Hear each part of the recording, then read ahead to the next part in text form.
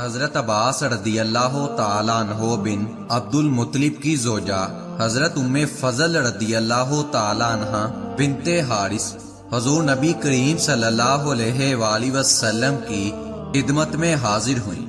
اس وقت حضرت سیدنا امام حسین رضی اللہ تعالیٰ عنہ آغوش نبوت صلی اللہ علیہ وآلہ وسلم میں تھے اور حضور نبی کریم صلی اللہ علیہ وآلہ وسلم کی آنکھوں سے آنسو جاری تھے۔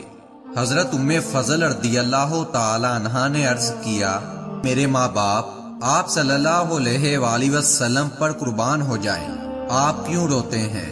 حضور صلی اللہ علیہ وآلہ وسلم نے فرمایا، جبرائیل علیہ السلام میرے پاس آئے اور انہوں نے مجھے میرے اس بیٹے کی شہادت کی خبر دی ہے۔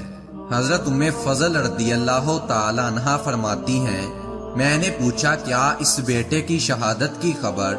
حضور نبی کریم صلی اللہ علیہ وآلہ وسلم نے فرمایا ہاں، اور حضرت جبرائیل علیہ السلام میرے پاس اس جگہ کی مٹی بھی لایا تھا جہاں اسے شہید کیا جائے گا، اور وہ مٹی سرخ رنگ کی تھی۔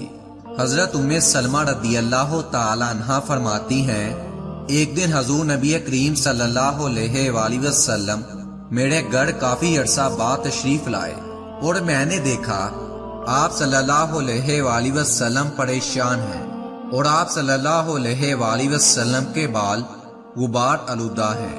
میں نے عرض کیا، یا رسول اللہ صلی اللہ علیہ وآلہ وسلم کیا ماجرا ہے؟ آپ صلی اللہ علیہ وآلہ وسلم کو اس حال میں دیکھتی ہوں۔ آپ نے فرمایا، مجھے آج اس جگہ لے جایا گیا جو عراق ہے، وہاں مقام کربلا ہے، اور وہاں میرے حسین کو شہید کیا جائے گا، اور وہاں میں نے اپنی اولاد کو دیکھا اور ان کے خون کو زمین سے اٹھایا اور وہ میرے ہاتھ میں ہے۔ ام المومنین حضرت ام سلمہ رضی اللہ تعالی عنہا فرماتی ہیں، حضور نبی کریم صلی اللہ علیہ وآلہ وسلم نے اپنی مٹھی کھولی اور فرمایا، اسے سنبھال لو اور اسے حفاظت سے رکھنا۔ میں نے دیکھا کہ وہ سرخ رنگ کی مٹی تھی۔ میں نے اسے ایک بوتل میں رکھ لیا اور اس بوتل کا منہ اچھی طرح بند کر دیا۔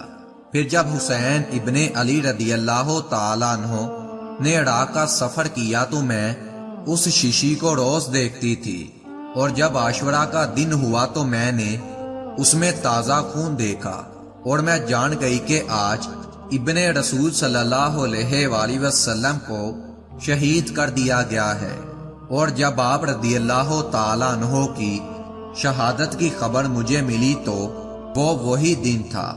حضرت انس بن مالک رضی اللہ تعالی عنہ سے مروی ہے کہ حضور نبی کریم صلی اللہ علیہ وآلہ وسلم نے فرمایا، بارش کے فرشتے نے میری زیارت کے لیے اللہ تعالیٰ سے اذن طلب کیا، اور جب اسے اجازت ملی تو وہ میرے پاس آیا۔